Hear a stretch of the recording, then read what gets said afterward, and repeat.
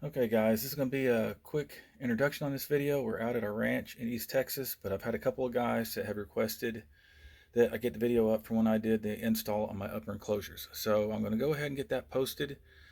That way some people who are going to be installing theirs this weekend will have a little bit of reference to go off of. I did learn a couple things when I was putting it in. Um, it's not the easiest thing. It's not just really difficult, but it's very fiddly. You'll see that in the videos. There's a lot of adjustments you have to do in order to get it right, to get it to fit right. Now that I do have it in and I've spent some time with it, it does fit well. We've been out this evening hunting pigs. Saw one, but he was already on the move by the time we got to him. So anyway, but we've been riding around tonight. It's about 51 degrees, so not just really cold, but it absolutely makes a huge difference, as could be expected. In conjunction with the heater and the windshield and the rear window, it is extremely comfortable. I'll have to see how it does in the rain. This is my first weekend out with it, first time out with it, so that's going to be determined. But I'll probably post an update once I do drive it in the rain, see how it holds up as far as keeping the moisture out. But in the meantime, here's a couple of videos. The editing may not be just real great because I'm going to try to get it thrown up tonight. So as I said, some people wanted to use it tomorrow. But if you have any questions or you need anything, just post some comments and I'll try to get back with you. Thanks. Thoughts on installing this upper enclosure. So, as you can see, I have the enclosure itself on. As I talked about previously, I'm still waiting on the RIFAB rear window. It should be delivered tomorrow. Then I will get that on. But let's go over this enclosure. Number one, if you are not mechanically inclined and very patient, this is not for you. It has been a little bit of a beating getting it on and getting everything somewhat properly adjusted, and I'm still not done yet. So where do we start? Number one, the templates. The templates they give you with this kit are a suggestion.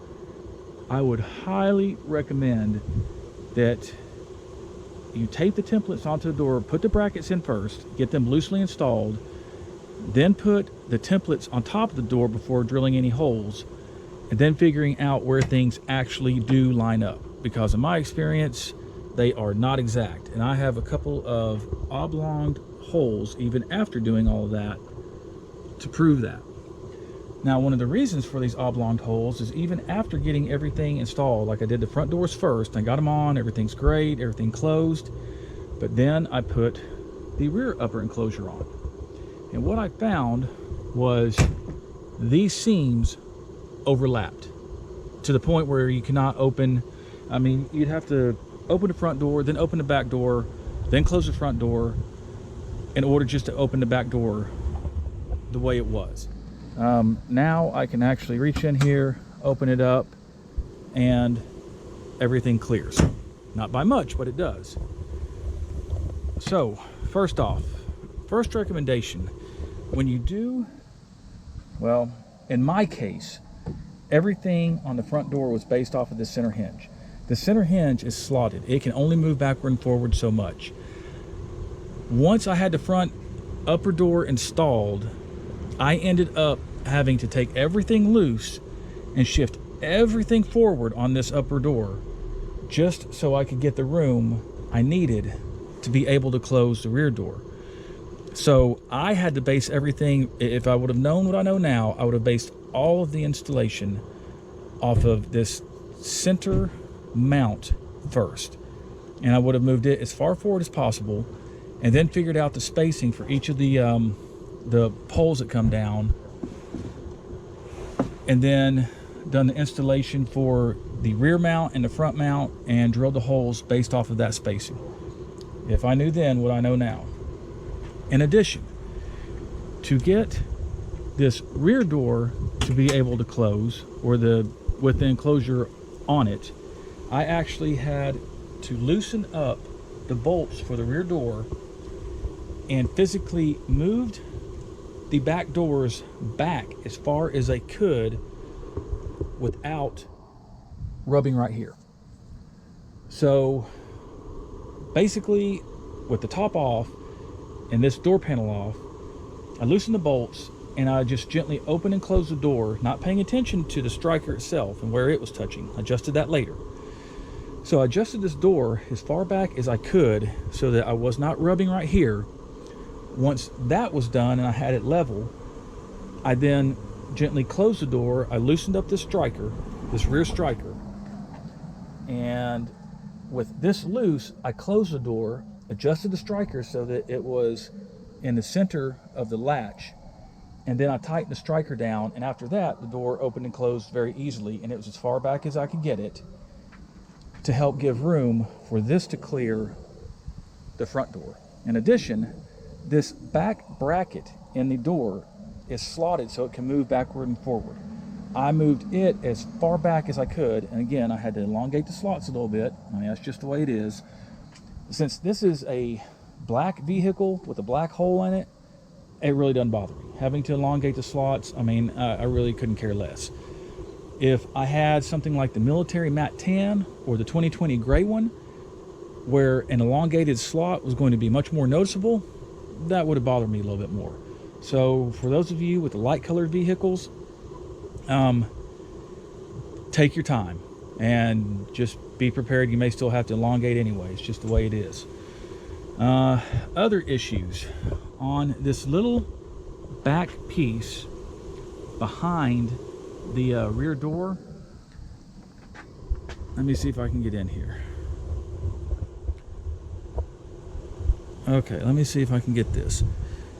There is a slot right here that a metal piece goes through, and once you have that slot, there's a U-shaped piece that bolts on, and it holds it. There's a hole in the bottom of the slot and a hole in the bottom of this U-shaped piece, and it goes around the frame. It would be hard enough to get this on. You put a bolt from the outside with a washer and a nut along the backside. There is next to no room to get to this nut. And it was even harder for me because I have a bench seat. So I cannot easily just pop out my rear seats to get more room to maneuver in here, so I can get my hand back here to hold on to that little bitty nut as I'm trying to thread it on. It was difficult. If any of you are planning on installing an upper enclosure and a rear bench seat, I highly, highly, highly advise to do the enclosure first and the seat next, because otherwise the amount of room that you have to work with in order to get back here to get that one little bitty nut is just non-existent. I still have some adjustments to do. One thing I did find that helped to give more clearance between this edge on the rear door and the front door, it comes with these straps that you use to hold this window down. I tightened the rear strap much more than the front strap. That way I was able to tilt the whole thing back a little bit and gain a little bit of clearance along this front edge. Another thing that helped was I pulled this Velcro off and rotated the whole seal. When I first got this seal was way out here. So I loosened this Velcro and twisted it and pulled this whole seal back and then re-Velcroed it to keep the seal behind this edge. Otherwise, with the seal way out here, it was always catching on the front door. I mean, there's nothing to do about it. I still have not done the Velcro for these top straps. I am going to do it just so that whenever I am trailering the vehicle, the doors do not want to come open. Okay, here's another issue that I don't really understand. So Polaris wants you to use these straps if you're trailering your General to hold the doors in, or if you're going down the road, you know, at a high rate of speed, you know, you're kind of doing some trail riding. These zippers are only on the inside. There is no little pull on the outside. So in order to trailer it, how do you both close this and then zip up the window because there's no pull on the outside? Now in my case, I have a front windshield that folds down. So I can unzip, or I can open the front door, you know, strap the back doors, then close the front door with the windshield folded down, reach through and strap the front doors, and then I can close the windshield because it actually latches from the outside. But if you have a fixed windshield in the front, yeah, I don't know. I just have to think about how you're going to do that. Anyway, as I was saying, I like the enclosure. It is going to be good. It will definitely keep a lot of the weather out. It will definitely help with the warmth inside during the winter. As you can see, there are gaps. That's just the way it is. I am going to work on that some. The back doors have these pull straps on them. The front doors do not. Well, I happen to have a Juki industrial sewing machine and some nylon strapping. So I'm probably going to make my own strap that goes from, I don't know, maybe I'll use this rear one, from the frame down to this, and then from this little crossbar right here down to this bolt. And that way I'll be able to help pull these front doors down and get a little bit better seal. On the passenger side, you still have a gap, but I mean, I don't think a lot of rain's going to come in that. But on this front driver's door, there is a good gap up here in the front. I mean, that's going to get wet. But I've noticed if you pull this down, which you can pull it down, it closes that gap up some. But if you let go of it, it springs back up. So that's one of the reasons I'm going to go ahead and put a strap that goes from right here to this bolt, where I can cinch this door down and I can hold it down. Actually, I'll be able to cinch the whole door down and get a little bit better seal. So I'm thinking I'll do one from here to here, and yeah, I'll do from right here to right here. And that will allow me to cinch this whole front door down. When I want to take it off, you know, you just undo the cinch and lift the door out. I took some pictures, and I'll post the pictures, but another thing I did is on the bottom of these poles where they go in, they are cut off square and just a very rough cut, a good lip on them. So I took a Dremel, and on the bottom of each of these poles, I rounded them all off and just gave them, like, you know, a rounded beveled edge, so that when I'm putting them in and out, it's not catching on this just squared off lip, and it wants to guide itself down into the vertical pieces in here that they engage into. What else? Let me think. So these little brackets right here are what hold this rear window piece onto the frame. On the driver's side, they were really stiff. I mean, I had to compress the crap out of it to get these around the frame. Especially this upper one. Man, this one was a pain. It was difficult. I don't know if you can see, but it's compressed. And it just took a lot to get it on there. For whatever reason, on the passenger side, it wasn't as bad. I don't know. Whatever. I got it on. Again, for me, one of the most trying brackets was this one down here. I mean, just getting the nut to the back side of it, and I really don't know that it's necessary. This helps hold this whole frame, this window down, but the way it's affixed up here, there's no way it could actually come out and pop out anyway. So yeah, if I ever had to take this thing off, I wouldn't even put this bracket back on. I really don't know this doing a whole lot. Other than that, if you have any questions, you know, if you have a friend that has a North Star Ranger, they'll be jealous of you because you have a nicer ride and, you know, it's faster and it's just a cooler vehicle. But they will not be jealous of your upper enclosure compared to something like that. But it will do the job. It is going to keep dust out, or at least minimize the dust. It'll definitely keep, you know, 99.7% of the rain out, and it will keep the heat in from the heater during the winter.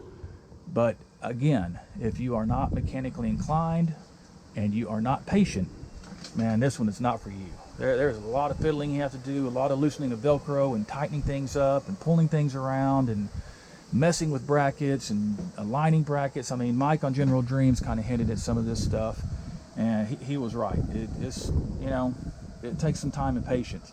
Oh, another thing that he mentioned, and I found the same issue, the bracket in here has two bolts that hold this bracket to a frame that goes around here. On the bottom of this frame piece, this bar, are two nuts that are welded onto it that you bolt that bracket to. I had the same issue that he did. This rear one, the nut was not lined up with the hole that is in the bottom of this square tube, so the bolt would only go so far before it actually hit the tubing. In my case, I have some metric tap and dies. I just took that metric tap and I just ran it up through there and basically tapped this metal bar that goes across where it wasn't lined up. He used some washers. The washers will work. You know, I'm sure they'll be just as effective. But since I already had the tap on hand, I just ran it up there and tapped it and ran the bolt all the way in. What else? I did use Loctite on any area that was not a lock nut. I do not want this stuff coming loose. And yeah, that's about it. For anyone watching this video, I hope some of that helps. I hope some of the tips help. If you have any questions, let me know. One thing I have noticed is that my nice little lit X-Bright mirrors are next to useless with this upper enclosure on, just because they're so close to the frame, to the roll bar itself. They really would have to kind of be out here to be usable, especially the passenger side. However, I absolutely love the lights on the front of them. This is one of my favorite lights. I know it sounds odd, but man, this thing just puts out a great flood beam to the front and to the side, so they're not going anywhere. And you know, they are effective whenever I don't have the upper enclosure on, and that's going to be most of the time. Actually, when it's hot out at our ranch and it's warm, I'll definitely have the front doors off. I'll probably have the back doors off. These little pieces will always stay on because I'm just not going to argue with them again, and they're just tiny anyway. So during the summer when it's nice, having the windshield down and cruising around with the sides off, yeah, the mirrors are usable, but with these enclosures on, I can still see out of this one, but yeah, the passenger is just there now. Again, if y'all have any questions, let me know and I'll try to answer them for you. Thanks.